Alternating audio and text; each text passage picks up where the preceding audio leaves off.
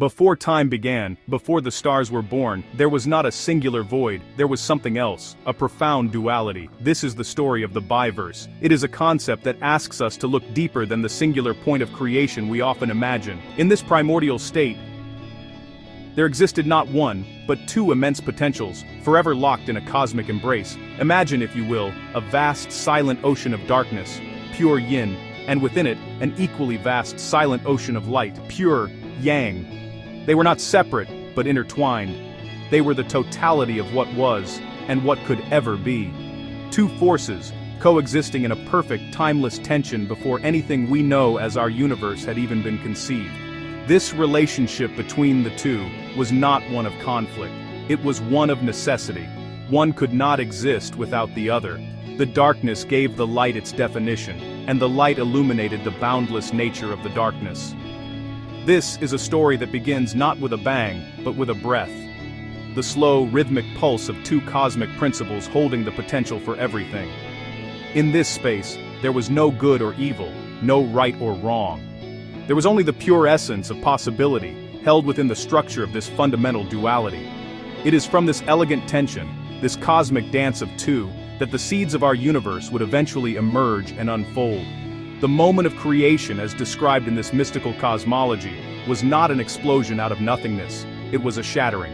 The two primordial crystals of existence, the yin and the yang, finally collided.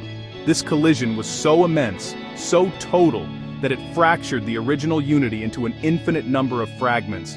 Each fragment carried with it a piece of the original duality, a memory of both the light and the dark. These fragments are the building blocks of our universe. They are the quarks, the neutrinos, the very fabric of space-time, and they are us. We are the shattered pieces of that original cosmic whole, scattered across the cosmos. This shattering event is what gave birth to the universe we experience. A universe of immense diversity, of endless forms, and of constant movement. It is a universe forever seeking to remember its origin, to piece itself back together. Every star, every planet, every living being is a testament to that initial moment of impact. We are born from this cosmic collision, each of us a unique shard of the original biverse.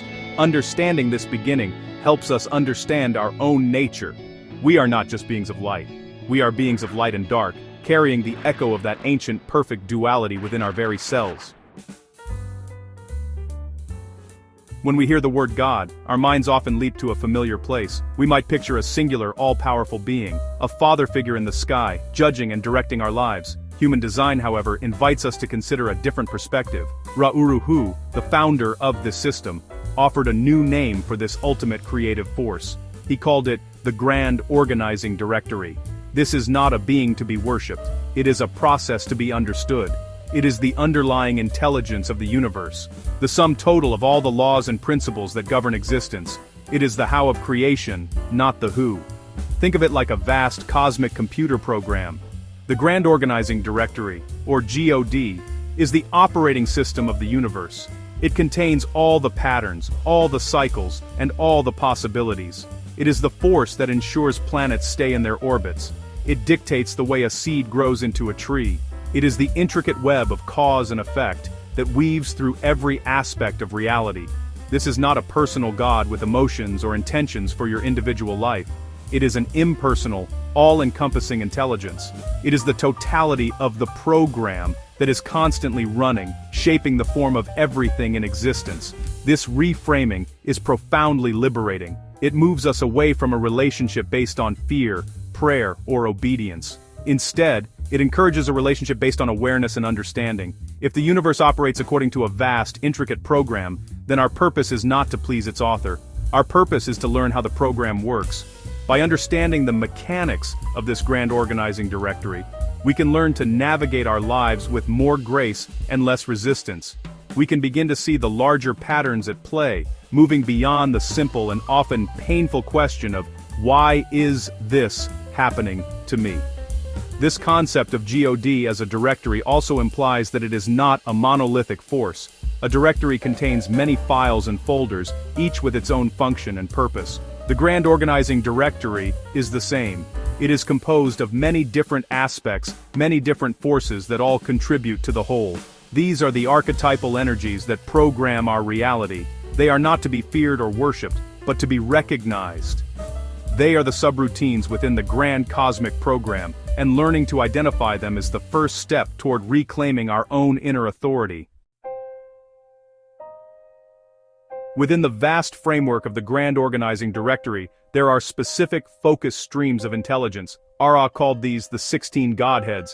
It is important to understand that these are not literal gods in the mythological sense. You do not build altars to them. They are symbolic archetypes, representations of the primary programming forces that influence our consciousness. Imagine them as 16 distinct cosmic radio stations, each broadcasting a specific frequency, a specific theme, into the universe. We are all tuned into these frequencies, whether we are aware of it or not. They shape the very stories we tell ourselves about life. For example, there is a godhead known as Hades. This is not the Greek god of the underworld, but the archetypal force of judgment and the keeper of universal laws. This frequency programs our consciousness with ideas of right and wrong, of morality, and of consequences. It is the voice that whispers about rules and order. Then there is the godhead of Prometheus, the force of progress, rebellion, and bringing fire to humanity. This frequency drives our desire for innovation, for breaking old structures, and for striving toward a new future. It is the energy of the revolutionary and the inventor, always pushing against the established order. Another powerful archetype is the godhead of Minerva. This is the energy of civilization, of strategy, and of organized patterns. It is the force that builds cities, creates governments, and establishes social structures. It seeks to bring order out of chaos through logic and planning. In contrast, there is the godhead of Dionysus, the force of chaos, ecstasy, and the dissolution of boundaries. This is the energy of the wild, untamed spirit. It is the force that pulls us toward music, passion, and the surrender of the individual self to a larger, more primal experience. These are just a few of the 16 faces of creation.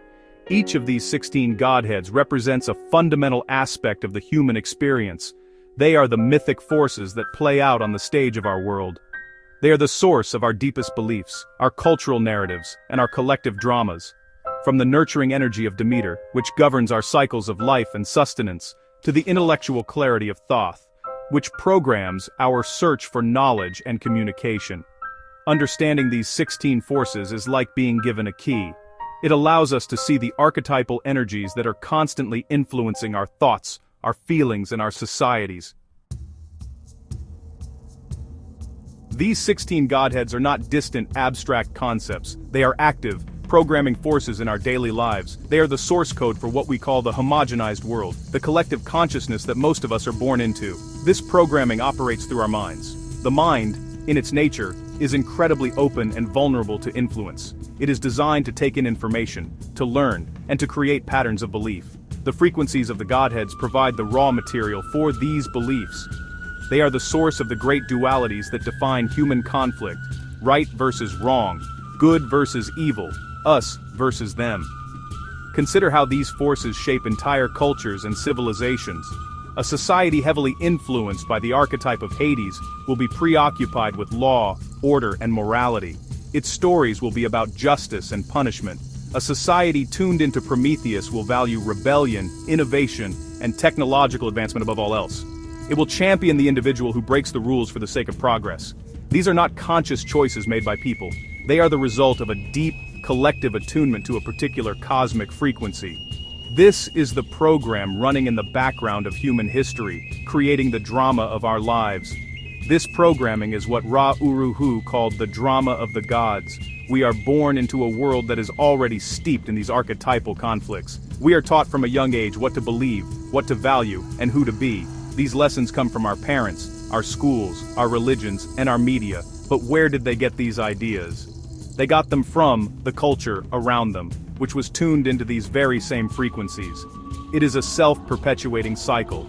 We become unwitting actors in a play written by these cosmic forces, believing their drama is our own. The purpose of recognizing this is not to feel helpless. It is to begin the process of waking up. When you can see the influence of Minerva in the demand for conformity, or the pull of Dionysus in the desire for escape, you begin to separate yourself from the program. You start to realize that many of your deepest held beliefs and emotional reactions are not truly yours. They are conditioned responses, implanted in your mind by these powerful impersonal forces. This realization is the first and most crucial step toward true self-mastery. It is the moment you stop being a character in the play and start becoming the audience. Human design is not another belief system to be added on top of the old ones. It's not, a new religion with a new set of gods to follow. In fact, its purpose is actually the very opposite. Human design is a tool for deconditioning. It's a practical, mechanical system that shows you how to break free from the spell of the Godheads and the societal programming they create. It offers a map, unique to you, that reveals how you are designed to operate in this world. It gives you a strategy for making decisions that are correct for you, based not on your conditioned mind, but on your body's own innate intelligence. Ra often spoke about the mind's vulnerability. He said, the mind is not for making decisions. The mind is for observing, for measuring, for communicating. But it is always open to being influenced from the outside.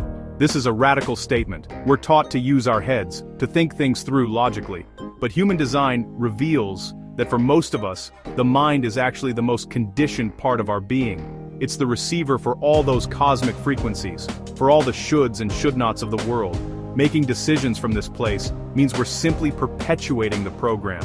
We're living out someone else's script. The process of deconditioning is a journey of 7 years. This is the time it takes for the cells in our body to completely renew themselves. It's a slow, patient process of unlearning. It begins with your strategy and authority. Your human design chart shows you a simple, mechanical way to make decisions that bypasses the conditioned mind. For some, it's waiting for something to respond to. For others, it's waiting for an invitation. For others still, it's trusting a gut feeling, or an intuitive flash. By consistently following this inner guidance system, you begin to build a new life, one cell at a time. This journey is about reclaiming your own authority. It's about learning to trust the wisdom that lives within your own physical form, rather than the chorus of voices in your head. As you practice your strategy, the noise of the outside world, the drama of the Godheads, begins to fade. You start to see it for what it is, a grand, impersonal spectacle. You can appreciate the beauty and the complexity of the program without being controlled by it. You're no longer tossed about by the waves of collective belief.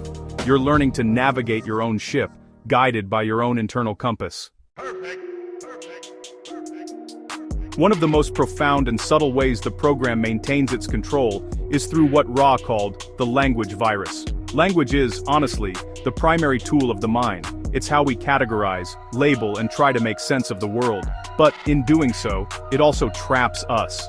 Every word we use is loaded with history, with judgment, with cultural conditioning. When we think in words, we're thinking within the confines of the program. We're using the very software of the homogenized world to try and understand ourselves. This creates a feedback loop that's incredibly difficult to escape.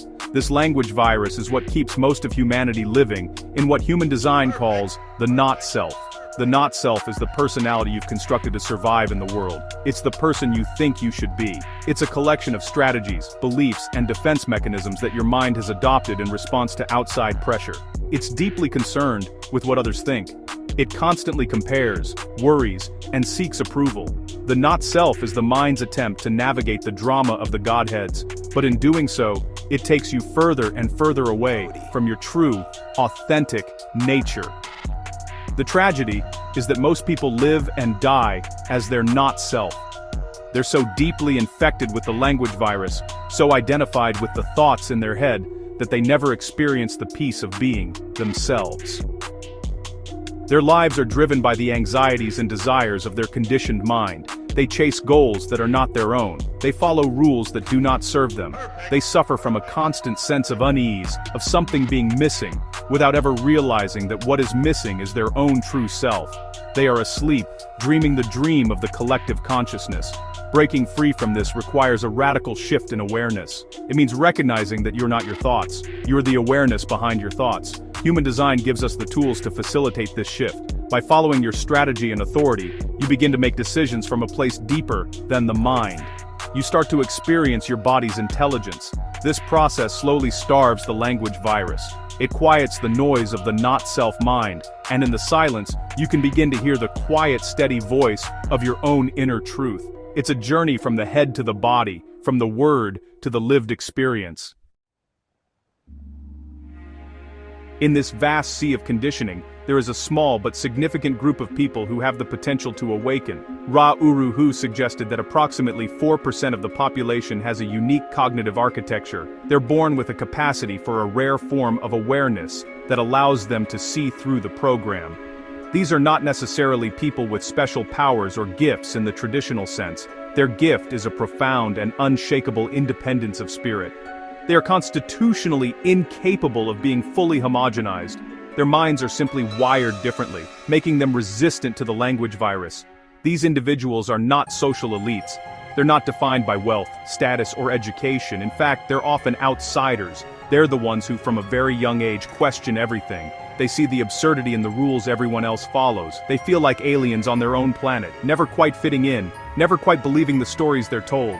This can be a very difficult and lonely experience, especially when they do not understand the nature of their own uniqueness. They're surrounded by a world that demands conformity, yet their very being resists it. The potential of this 4% is not just for themselves. They are here to serve a vital function for all of humanity. They are the potential for true, awakened consciousness on this planet. They're the ones who can demonstrate what it looks like to live a life free from the drama of the Godheads. They are the living examples of authentic self-expression.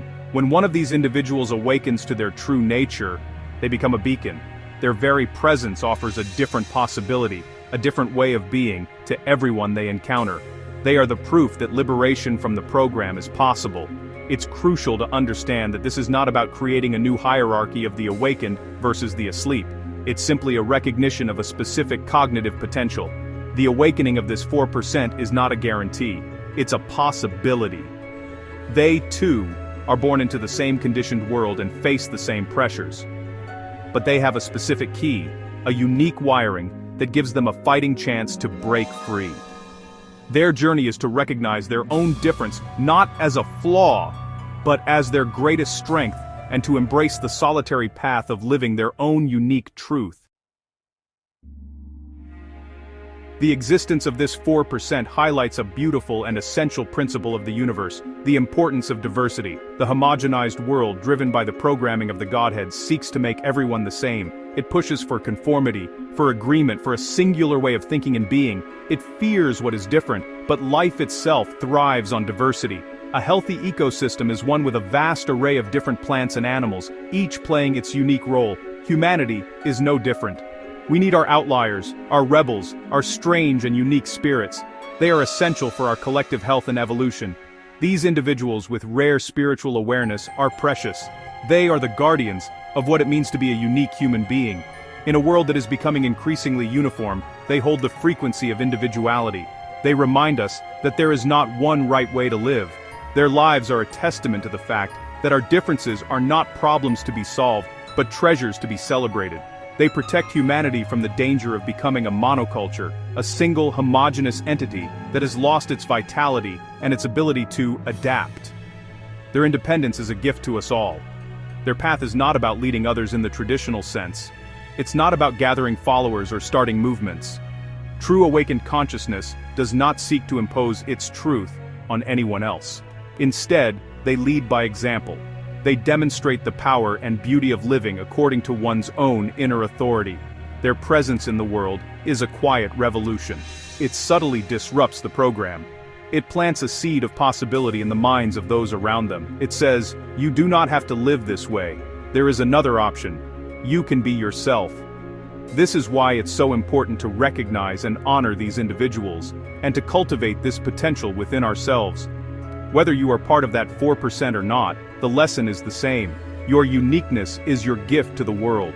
The more you can decondition and live from your authentic self, the more you contribute to the diversity and richness of the human tapestry. You become a guardian of individuality in your own right. You help keep the flame of human potential alive in a world that would all too easily extinguish it for the sake of comfort and conformity.